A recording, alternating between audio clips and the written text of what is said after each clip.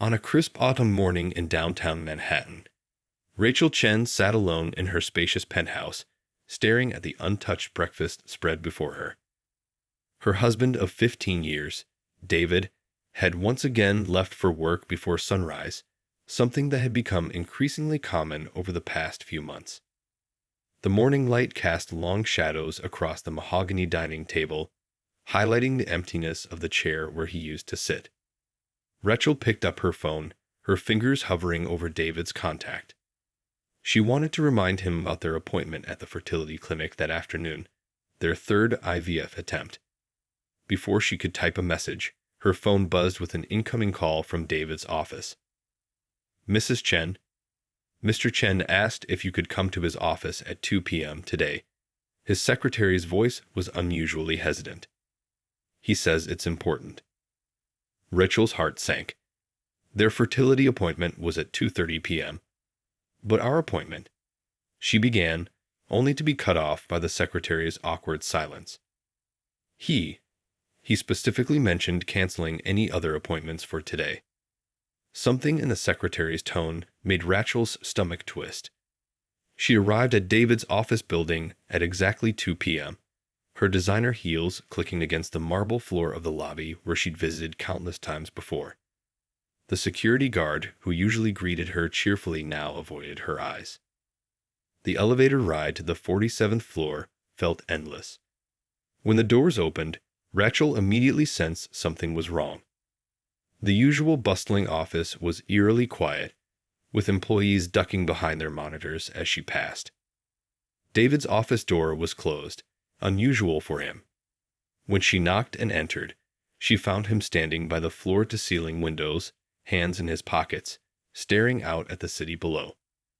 At his desk sat a young woman Rachel recognized as Lily, his new assistant who joined the company 6 months ago. "What's going on?" Rachel's voice came out barely above a whisper. David turned, his face set in a mask of determined calm. "Sit down, Rachel." She remained standing. "I've been trying to find the right way to tell you this," he began, his words rehearsed and hollow.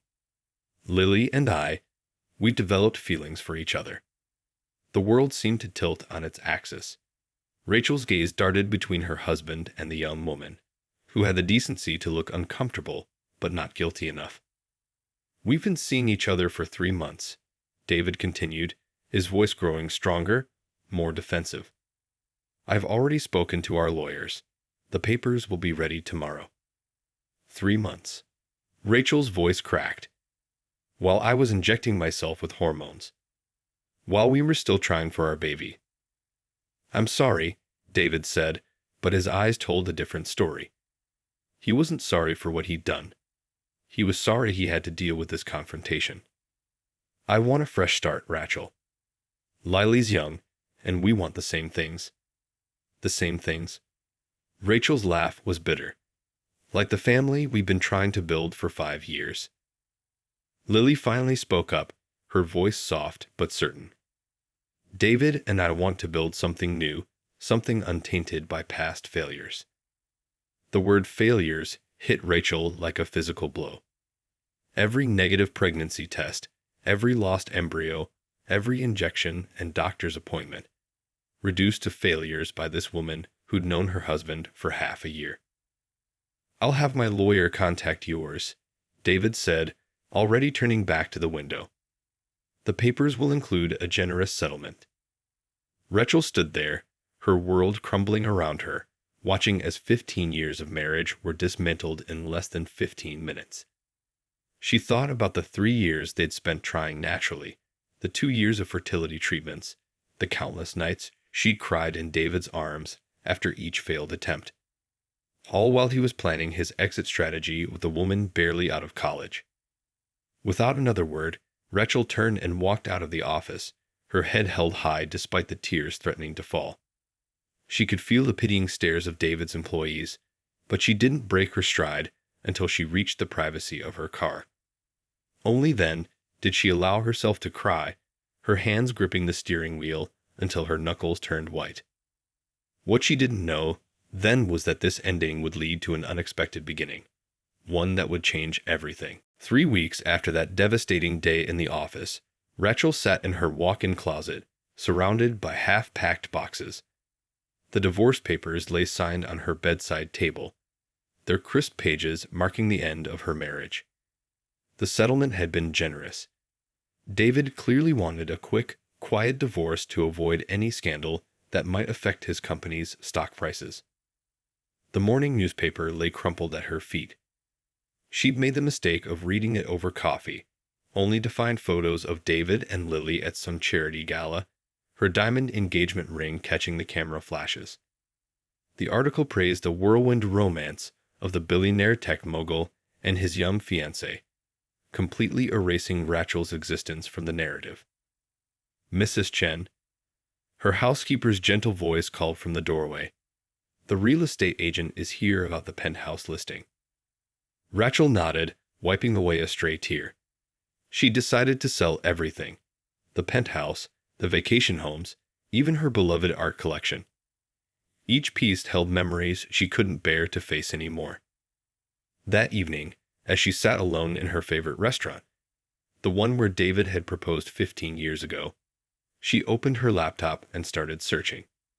Her fingers hovered over the keyboard before typing, "IVF Clinics Europe." The settlement money burned in her bank account, waiting for a purpose. A webpage for a prestigious clinic in Switzerland caught her eye. They specialized in difficult cases, with success rates that made her heart skip a beat. Without allowing herself to overthink it, she booked a consultation. 2 days later, Rachel disappeared from New York's social scene. No goodbye parties, no dramatic farewells. She simply vanished, leaving gossip columnists speculating about her whereabouts. Her lawyer handled everything, becoming her only connection to the life she was leaving behind. The Swiss clinic was nothing like the sterile medical facilities she was used to. Nestled in the Alps, it looked more like a luxury resort. Her doctor, a kind-faced woman, reviewed Rachel's medical history with fresh eyes. "Your previous treatments were too aggressive," the doctor explained, her accent soft, but her words confident. "Sometimes, less is more. We'll try a different approach." For the first time in years, Rachel felt hope stirring in her chest. Here, thousands of miles from New York, nobody knew her as David Chen's ex-wife. She was just another woman pursuing her dream of motherhood. While Rachel focused on her treatment, life in New York continued without her. Society magazines splashed photos of David and Lily's engagement party across their pages.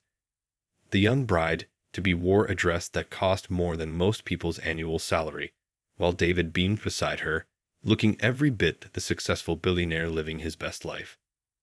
But late at night, in his empty office, David sometimes found himself staring at Rachel's contact in his phone.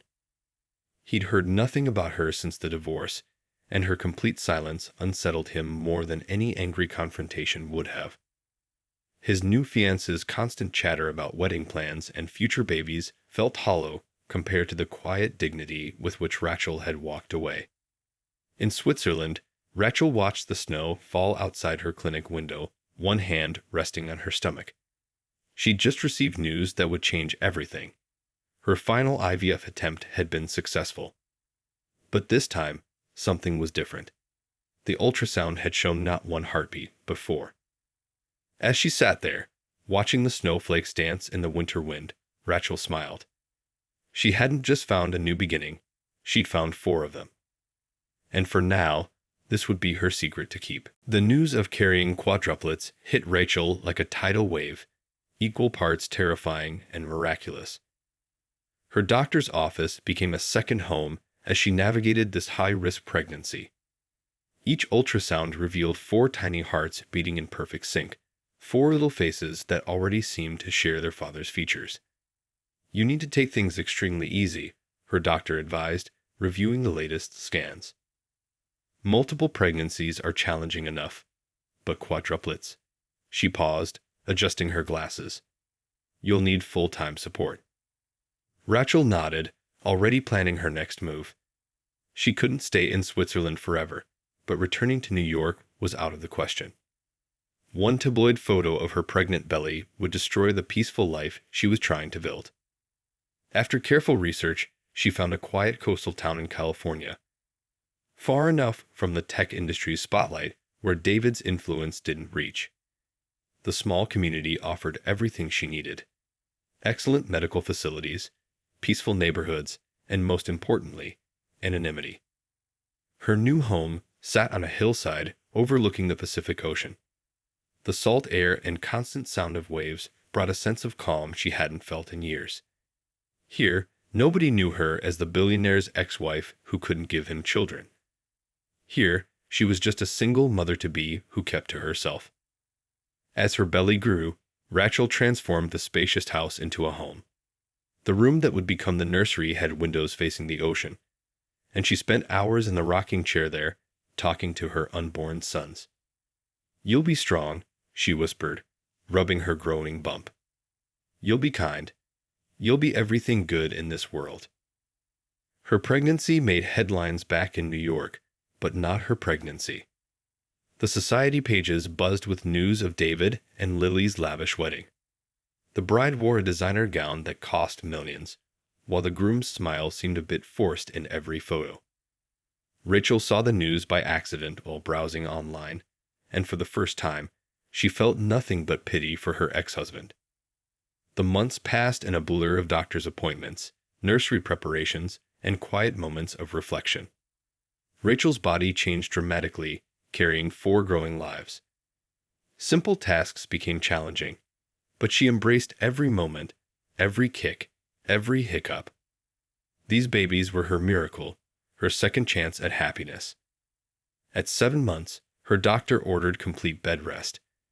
Rachel hired a kind-hearted local nurse named Rose to help her through the final stretch. Rose became more than just a caregiver. She became a friend, someone who understood the magnitude of what Rachel was undertaking.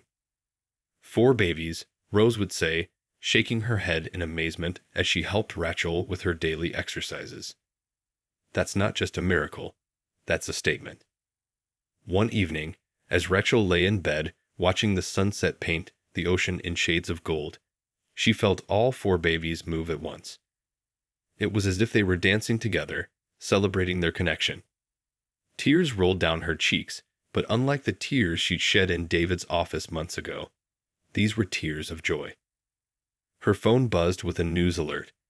Another story about David and Lily, this time announcing their plans to start fertility treatments. Rachel turned off her phone and placed both hands on her stomach, feeling the strong kicks of her sons. "We're going to be just fine," she whispered to her unborn children. "More than fine, we're going to be extraordinary." The babies kicked in response, as if agreeing with their mother. Outside, the waves crashed against the shore in a steady rhythm. Nature's lullaby for the 5 hearts beating under that roof. 1 mother, 4 miracles, and a story that was just beginning. The day Rachel's sons came into the world, the hospital staff couldn't hide their amazement. 4 identical baby boys, each perfect in their own way, each bearing an uncanny resemblance to their father. The delivery was complicated but successful, and when Rachel finally held all 4 of them, time seemed to stand still. "Have you decided on names?" Rose asked, helping Rachel position the babies for feeding. Rachel looked at each tiny face, seeing pieces of her and David in their features. She'd chosen names that reflected strength and wisdom: Alexander, Benjamin, Christopher, and Daniel. 4 different names for 4 identical faces, though Rachel could already spot the subtle differences that made each boy unique. The first few months were a blur of midnight feedings, diaper changes, and precious moments of quiet when all 4 babies finally slept at once. Rose proved invaluable, staying on as their full-time nanny. Together, they developed a system that somehow made caring for quadruplets manageable. "It's like running a tiny army," Rose would joke as they tag-teamed baby duties. But Rachel never complained. Each exhausting moment was a blessing she'd once thought impossible. As the boys grew, their personalities began to emerge. Alexander, the firstborn, was naturally curious about everything. Benjamin had a gentle soul and loved being read to. Christopher was the most active, always trying to reach for things just beyond his grasp. And Daniel, the youngest by mere minutes, had his father's intense gaze and determined expression. By their first birthday, the boys had become local celebrities in their small coastal town. People would stop Rachel on her walks to admire the 4 matching strollers, each containing a perfect little boy with dark hair and bright eyes. She'd gotten used to the attention, though she was careful to avoid any photos that might find their way to social media. The boys were turning 4 when Rachel noticed how much they'd inherited from their father. It wasn't just their looks, it was the way they thought, the way they approached problems. One morning, she found Alexander and Christopher working together to build a tower of blocks, using techniques that reminded her so much of David's business strategies it made her heart ache. During their preschool's parent-teacher conference, their teacher couldn't stop praising them. "They're extraordinary," she said, showing Rachel their artwork and early attempts at writing. "The way they work together, the way they think. I've never seen anything like it."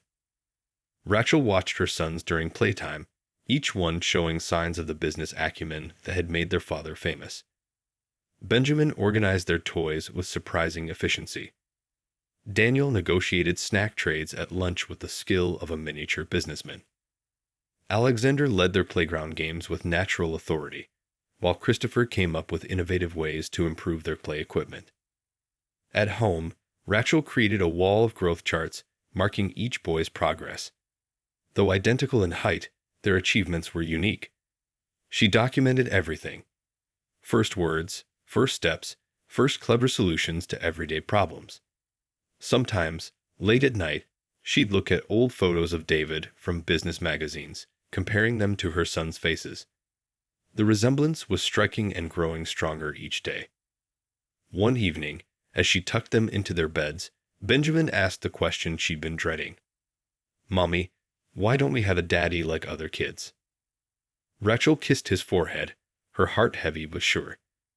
"Because we're special," she answered. "We have each other, and that's all we need." The boys seemed satisfied with this answer, drifting off to sleep in their coordinated beds. Rachel stood in their doorway, watching their peaceful faces. These 4 brilliant little boys were her revenge, her triumph, and her greatest joy all rolled into one.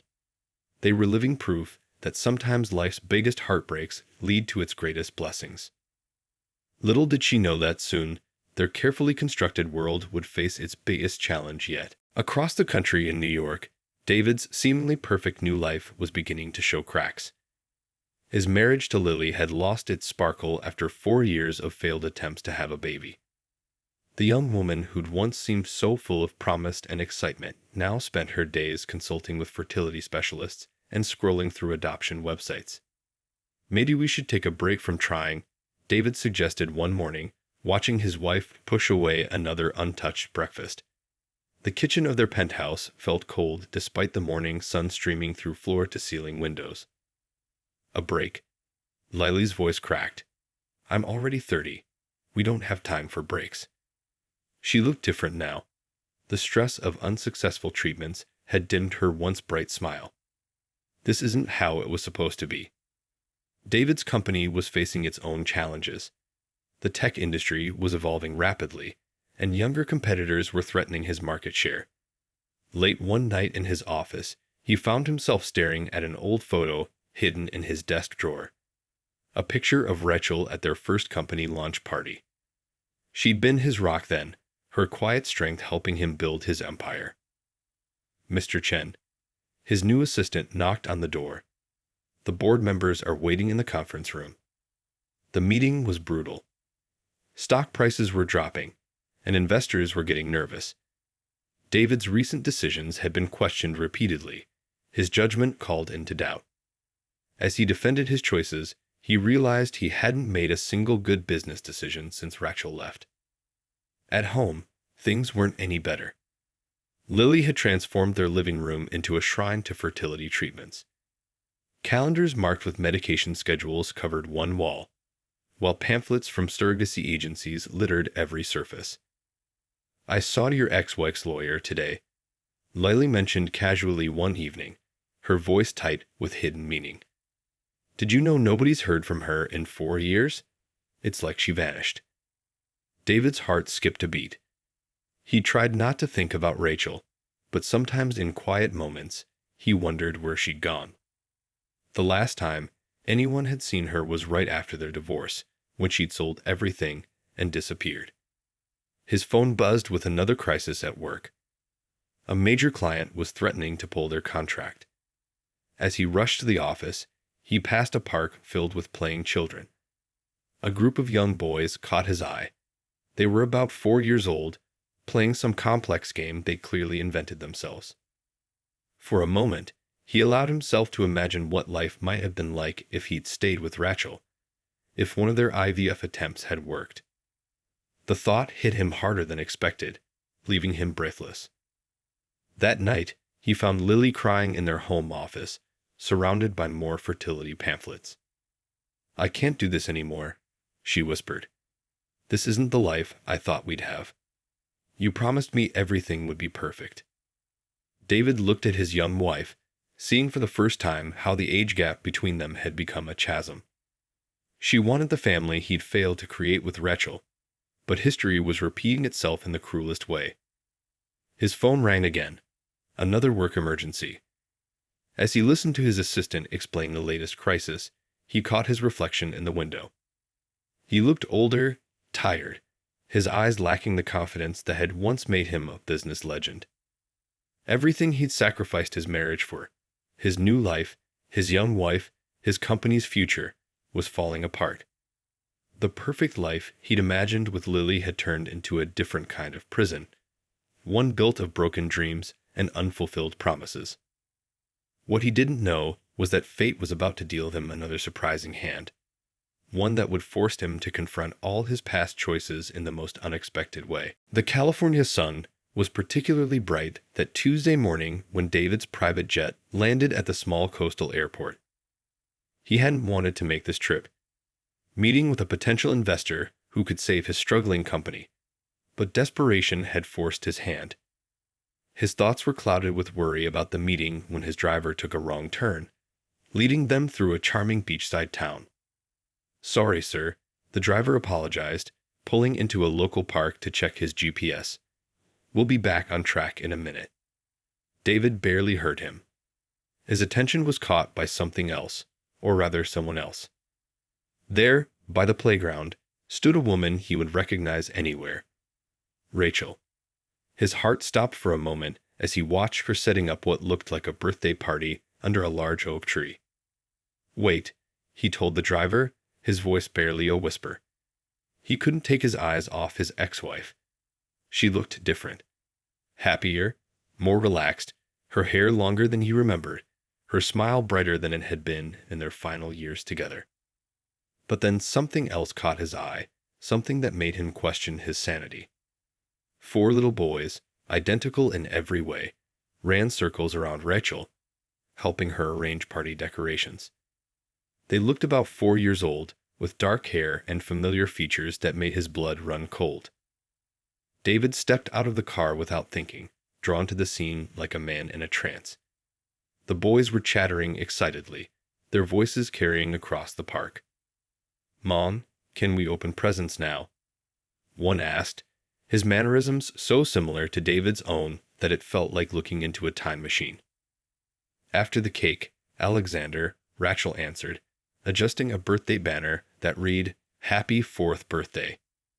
David's legs moved on their own, carrying him closer. He couldn't stop staring at the boys. One was carefully organizing the gift table with a focus he recognized from his own childhood. Another was solving a puzzle with remarkable speed. The third was explaining something to the fourth with gestures that mirrored his own speaking style. Then one of the boys looked up and met his gaze. David felt like he was looking into his own eyes. The child tilted his head curiously. Another gesture David knew from seeing himself in countless video interviews. "Mommy," the boy called out. "Who's that man?" Rachel froze. David could see the tension ripple through her body as she slowly turned to face him. Their eyes met across the playground, and 4 years of carefully maintained distance collapsed in an instant. The last IVF cycle, he said, his voice hoarse. It wasn't a question. Rachel instinctively gathered the boys closer to her. They came willingly, 4 identical faces now staring up at him with innocent curiosity. Each one was a perfect mini version of himself at that age. He'd seen enough childhood photos to know. Alexander, Benjamin, Christopher, Daniel, Rachel said quietly, introducing each boy with a gentle hand on their head. Why don't you go play on the swings for a minute? The boys looked between their mother and the strange man, sensing the tension but not understanding it. After a moment's hesitation, they ran off together, already engrossed in some new game they'd invented. They're mine, David said, still watching the boys play. His mind was spinning, trying to calculate dates, trying to understand how he hadn't known, hadn't even suspected. No, Rachel's voice was firm but not unkind. They're mine. You made your choice 4 years ago. The weight of that choice crashed down on David as he watched his sons. His 4 brilliant, beautiful sons, playing together, completely unaware that their world was about to change forever. The birthday party guests would arrive in an hour, but time seemed to stand still as Rachel and David sat at a picnic table, watching their sons play. The children's laughter carried across the playground, a stark contrast to the heavy silence between their parents. Why didn't you tell me? David finally asked, his voice rough with emotion. He couldn't take his eyes off the boys, drinking in every movement, every gesture that mirrored his own. Rachel smoothed the tablecloth, a habit she developed when nervous. Tell you what, exactly? That the last round of IVF worked? You were too busy planning your wedding to Lily. Her voice held no bitterness, just stated facts. By the time I found out it was quadruplets, you had made it very clear where your priorities lay. Quadruplets, David whispered, shaking his head in disbelief. 4 sons. My sons. Our sons, Rachel corrected gently. Who've had a peaceful, happy life away from the spotlight and scandal. Away from the gossip columns and paparazzi that followed your new marriage. On the playground, Christopher was helping Daniel climb the monkey bars, showing the same leadership skills David prided himself on. Alexander and Benjamin were building an intricate sandcastle, their focus intense and synchronized. They're brilliant, David said, watching Alexander direct the castle construction like a miniature architect. Just like their father, Rachel finished. Yes, they are. Alexander already reads at a 2nd grade level. Benjamin can solve puzzles meant for kids twice his age. Christopher is a natural leader, and Daniel, well, he's already trying to negotiate better bedtime terms. A ghost of a smile crossed David's face, but it faded quickly. I've missed everything. Their birth, first steps, first words. Those were your choices, Rachel said quietly. The day you told me about Lily, you said you wanted a fresh start. You wanted a younger wife, a chance to build something untainted by past failures. Those were your words. David flinched. I was a fool. You were, Rachel agreed. But this isn't about you anymore. It's about them. She nodded toward the boys. They're happy, David. They're healthy, well-adjusted, and loved. They've never felt like they were missing anything. Do they? Do they ask about me? Sometimes. I've never lied to them. They know they have a father who lives far away. They're still too young to understand more than that. David watched as all 4 boys now worked together to build their sand castle, each one contributing in their own way. Your lawyer. He never said anything. No one knew. My lawyer is very good at his job, Rachel said simply. I used the divorce settlement to ensure our boys would have everything they needed. A quiet life, good schools, medical care, without having to depend on anyone else. I want to be part of their lives, David said suddenly, turning to face her. I'll do anything. Move here, quit my company, whatever it takes. Rachel studied him for a long moment. It's not that simple. You have a wife, a life in New York. A failing marriage and a struggling company, David interrupted. Nothing about my perfect new life turned out the way I planned. Meanwhile, you've created something amazing here. Rachel watched their sons play, her expression thoughtful. If, and that's a big if, you want to be part of their lives, it happens on my terms. No disrupting their routine, no grand gestures, no rushing in to play hero. They come first. Always. Anything? David repeated, his voice breaking. Please, Rachel. I've already missed 4 years. I don't want to miss any more. Just then, Benjamin looked up and waved at them, his smile bright and innocent. Mom, look at our castle. Come see. Rachel stood up, straightening her shoulders. We'll talk more after the party. For now, you should go. Today is their day, and they deserve to enjoy it without complications. David nodded slowly, understanding that this was just the beginning of a long journey, one where he would have to prove himself worthy of the family he had once thrown away. The drive back to his hotel was the longest 20 minutes of David's life. His mind kept replaying the image of his 4 sons playing in the park, their laughter echoing in his memory. He barely noticed when his driver pulled up to the luxury hotel where his important investor meeting was scheduled. Cancel everything, he told his assistant over the phone. I'm not feeling well. It wasn't exactly a lie. His hands were shaking, and his heart felt like it might burst from his chest. In his hotel room, David paced back and forth, his perfectly tailored suit suddenly feeling too tight. He loosened his tie and walked to the window, looking out at the ocean. Somewhere along this coastline, his sons were probably still enjoying their birthday party. The party he hadn't been invited to. The party he hadn't even known about until today. His phone buzzed repeatedly. Messages from Lily, from his board members, from his lawyers. He ignored them all. Instead, he found himself searching through his phone's gallery, pulling up old photos from his life with Rachel. There she was, at company events, always supporting him, always by his side. Until he'd thrown it all away. The sound of waves crashing against the shore reminded him of another beach, years ago, where he and Rachel had talked about having children. They'd planned it all out, the nursery, the names, their future. Now those dreams had come true, but he wasn't part of them. His phone rang again. Lily's face appearing on the screen. With trembling fingers, he answered. Where are you? Her voice was sharp with irritation. The fertility clinic called. We missed our appointment. David sat heavily on the hotel bed. Lily, we need to talk. About the appointment. I can reschedule. No. He cut her off gently. About everything. I just met my children. The silence on the other end was deafening. Your what? Lily's voice had gone very quiet. Rachel's final IVF cycle was successful. We have 4 sons. Quadruplets. They're 4 years old. He heard Lily's sharp intake of breath, followed by what sounded like something shattering. You're telling me that while we've been trying for years, spending thousands on treatments, your ex-wife has been raising your children.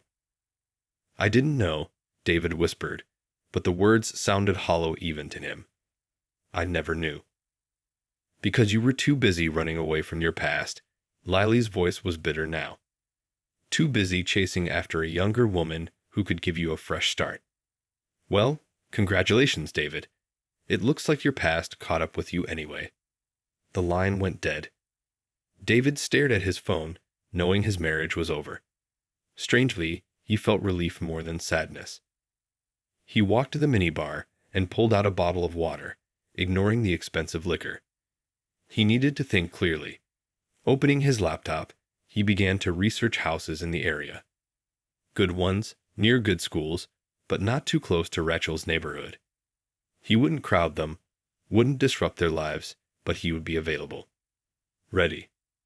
A notification popped up on his phone, an email from Rachel.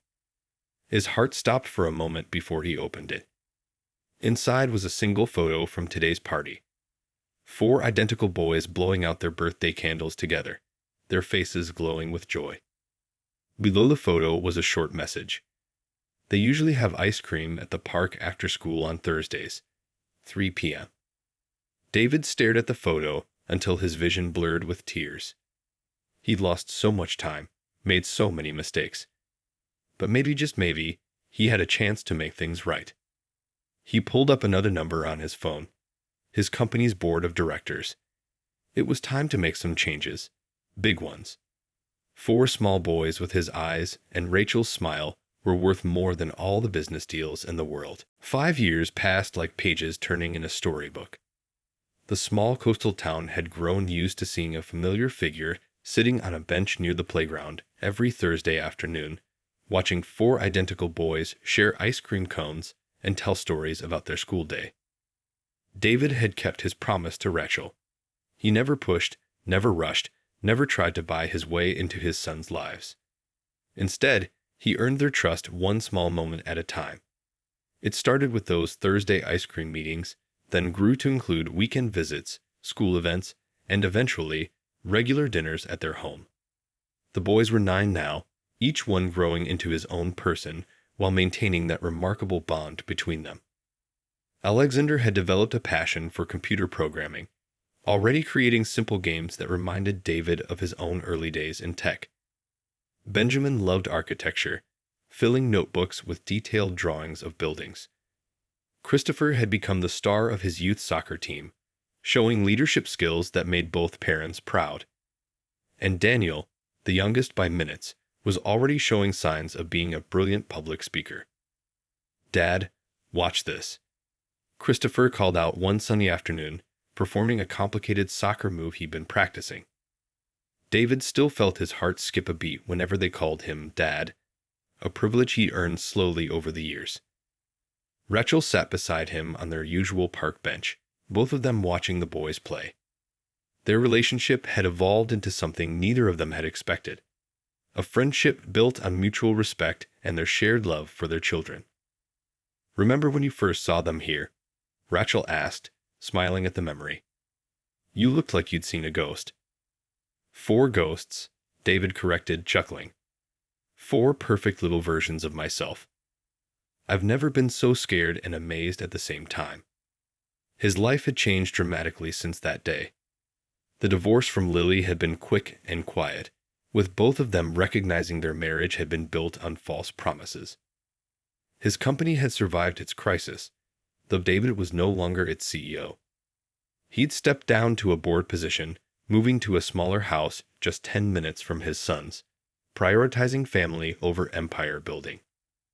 "Mom, Dad, look what we made," Alexander called out, waving them over to see the sand structure all 4 boys had built together. It wasn't just a castle. It was a whole city, with roads and buildings designed by Benjamin, a computer center planned by Alexander, sports facilities suggested by Christopher, and a central park that had been Daniel's idea. "It's amazing," David said, crouching down to examine their work. "You guys are incredible together." "That's because we're a team," Daniel explained with the wisdom that sometimes surprised both his parents. "Like you and Mom are a team now." Rachel and David exchanged a glance. They'd never gotten back together romantically. Some bridges couldn't be rebuilt. But they had created something different, something perhaps even more valuable. A true partnership in raising their sons. Later that evening, as David helped clean up after their weekly family dinner, he watched Rachel helping the boys with their homework at the kitchen table. The scene was so normal, so peaceful. Everything his life with Lily had failed to be.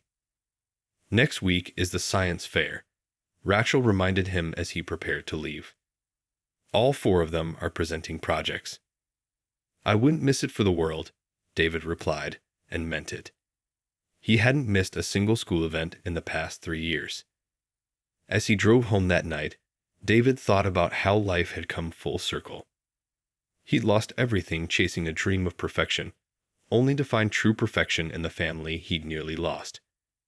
His sons were his greatest achievement, though he could take no credit for their first 4 years. That honor belonged entirely to Rachel, who had turned heartbreak into triumph. The moon hung low over the ocean as David pulled into his driveway.